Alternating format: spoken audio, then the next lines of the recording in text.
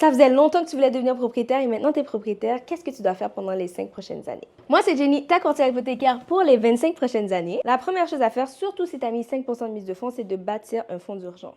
Parce que pendant les 5 prochaines années, quelque chose que je peux te garantir, c'est qu'il va y avoir quelque chose à faire. À moins que tu aies acheté neuf et même à là, il y a de l'entretien, il y a des réparations à faire. Donc, bâtis un fonds d'urgence, c'est important. Ensuite, prends le temps de faire les réparations. Prends le temps de prendre le temps. Tu n'es pas obligé de faire toutes les réparations de la propriété en une journée, en un mois, en une...